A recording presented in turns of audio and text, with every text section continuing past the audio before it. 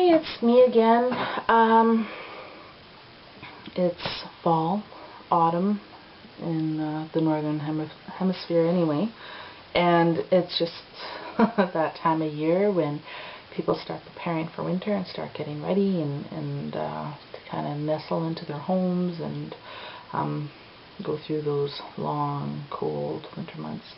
I mean, it gets dark so early here, like by 7:30 it's pretty much dark. And for where I live, winter lasts a very long, long time. And it sucks. Biscuits, big time. Some people like the cold, some people like the snow, and you know what?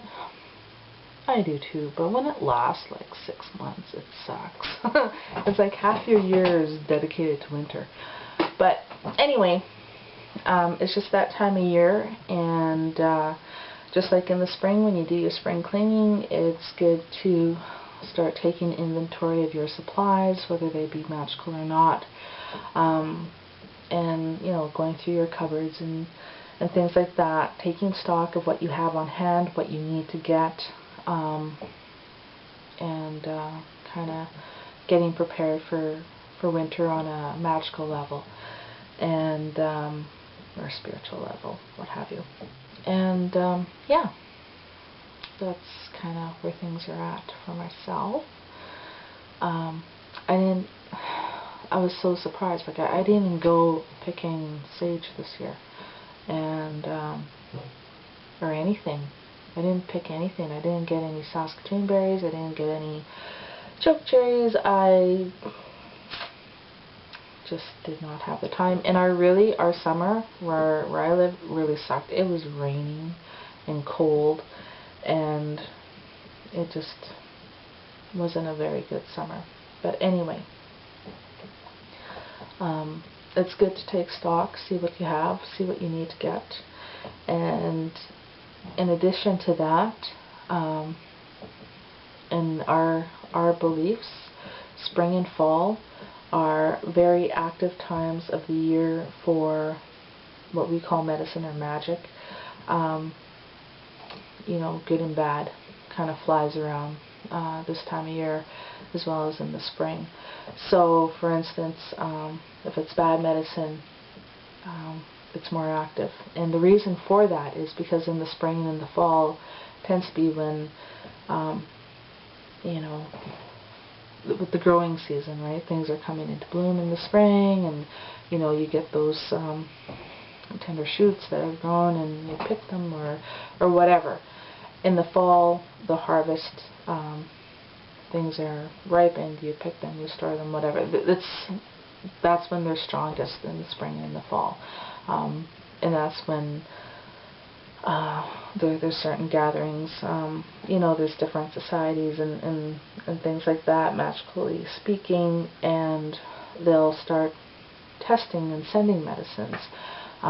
They will deliberately send bad medicine to certain people, and that person that gets it would have to cure themselves, or we call it doctoring, would have to doctor themselves and then send it back to the person that sent it, right?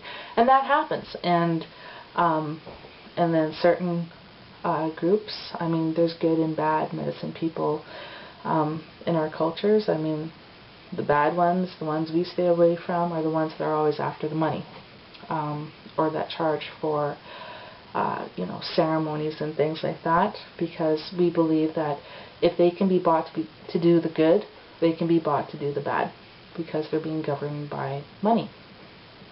And yeah, we just stay away from those ones.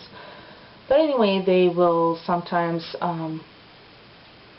people know which families have medicines, and if the matriarch and like if the old people, the grandparents, if they pass on and it's handed down, sometimes other families that are into medicines will wonder, well, I wonder which one in that family inherited whatever, right?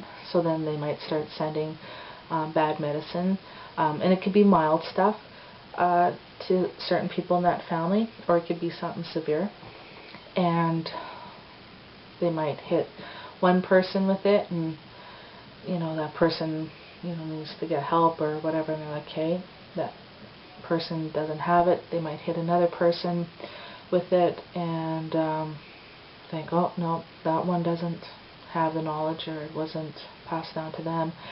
And they might hit, say, the third person, and that person might send it back to them, and they're like, oh, okay, that one knows something. Okay.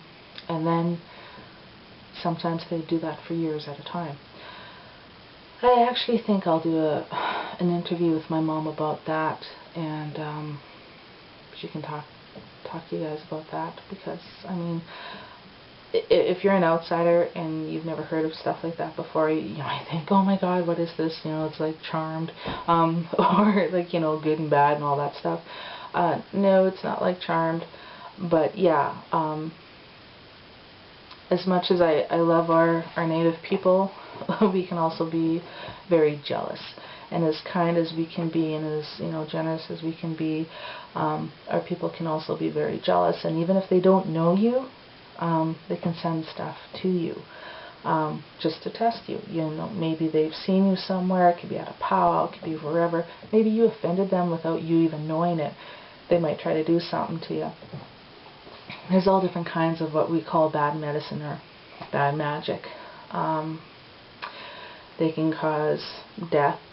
They can send stuff to disfigure you. They can send stuff to have your lips be brought up towards your ear, so that right in here is just straight skin and your mouth is way over here.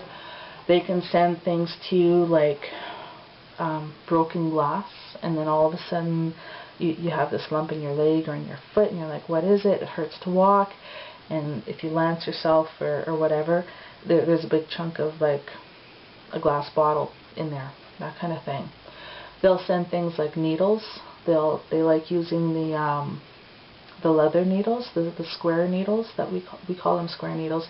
They're a thick, very strong needle used for sewing leather, and sometimes they'll burn the tip of it, and then they can send it, and they can be 100 miles away, it doesn't matter, and you can get hit with that, and it'll be piercing pain, and you won't see an entry wound or anything. Then you'd have to go and see a medicine person or a shaman or elder or witch or whoever, and they would have to take it out of you, and things like that. They'll if they ever get a tag lock from you, like a piece of your hair, that's hard to beat, but it can be done. They can send bad spirits to you.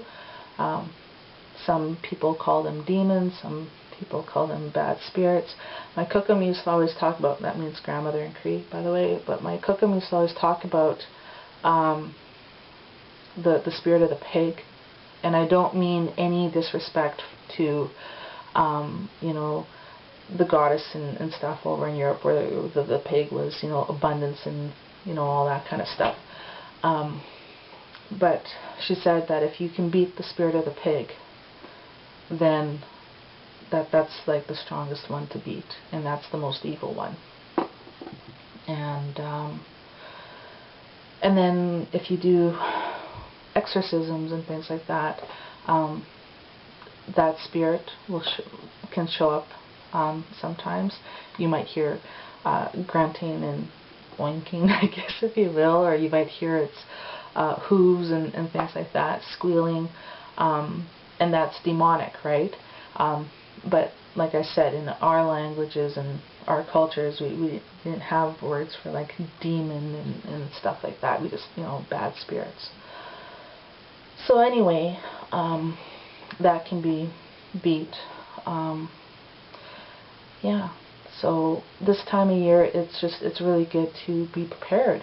And even if you don't experience anything bad, or if you're not around stuff like that, that's fine.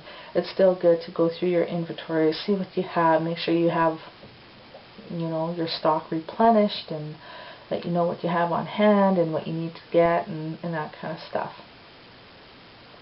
And that's pretty much it. Ciao.